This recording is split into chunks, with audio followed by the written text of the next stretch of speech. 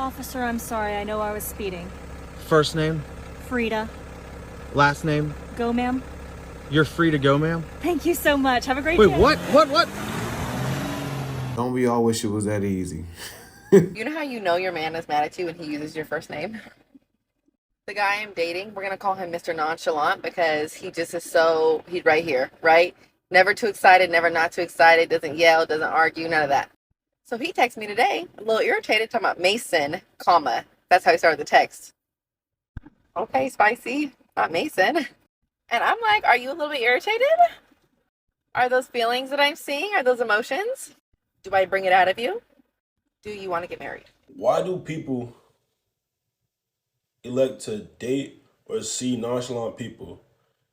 And it seems like more and more commonly they do their darndest to like push their buttons to make them chalant. Like you meet somebody who has a pretty level and calm aura about themselves and likes to kind of keep everything level. And then you do your best to try to get them to have spikes or valleys or whatever in their emotions. Like I don't understand. Like is that some kind of adrenaline rush y'all get because y'all want to see somebody go get to that point? It's feeling like emotional manipulation, but I don't want to say that. But I just want to know why. Like, can somebody explain this to me, please? I just want to know. Y'all, I just pulled up to Hooters and my man is sitting here eating at Hooters. Like, y'all, no freaking joke. He literally sitting down at Hooters eating. Like, I done came in reckless and everything. That's why your shirt messed up. Because why are you even at Hooters in the first place? You ain't had to pull me by my shirt in front of all them I don't people, care. Though. You shouldn't have been at Hooters, bro. You gonna try to call me. Move your kind in front I'm not of my moving car. nothing. Go home. Is it just me or do y'all be plotting on these men too? Like this one man, he finna be mine. But he don't even know me yet. So I've been married and divorced 3 times. And if I could say one thing about my experience, and I mean, you can take it or leave it, it's going to be this.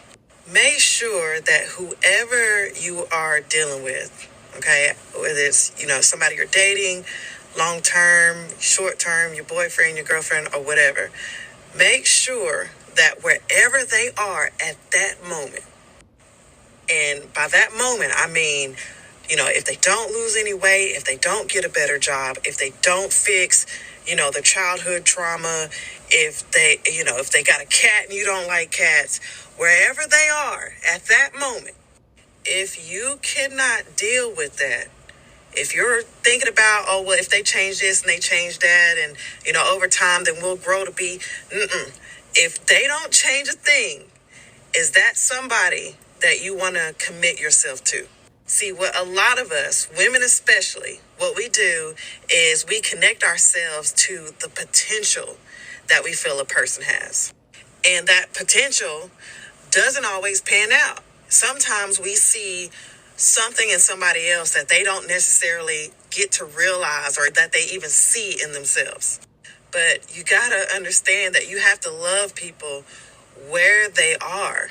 And if they're showing a bunch of red flags and a bunch of deal breakers now, you have to know that if you commit yourself to that person, you could potentially be dealing with that for the rest of your life if you're talking about marriage or long-term relationships. So ignore the potential. Just throw that shit away.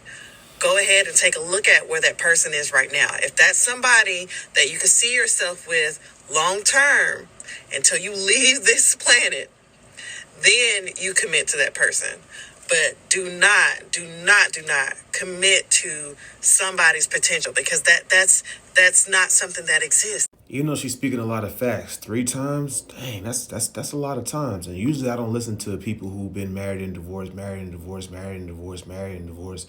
I don't listen to them because I feel like you never got it right, so why am I listening to you? But she's saying some facts. But what she fails to mention, because she never had a long-term relationship, is that people evolve and people change. You can marry the very person that you married in 10 years can be a whole different person. So marriage isn't about feeling good all the time. Marriage isn't always about the loving feelings you feel. It's not about that. It's about a decision that you made to commit to that person committed to you. And y'all made vows in front of people. And if you're a Christian, you made vows in front of God and people publicly. It's not just about the glitz and the glands and the butterflies. It's a decision you make to be responsible and to continue the generations and to do God's will while you're on this earth with a partner your woman being your helpmeet. It's a lot of benefits to being married. Is it difficult? Yes. But one thing you really have to deal with, especially if you have a good connection with them, is you're not going to be lonely.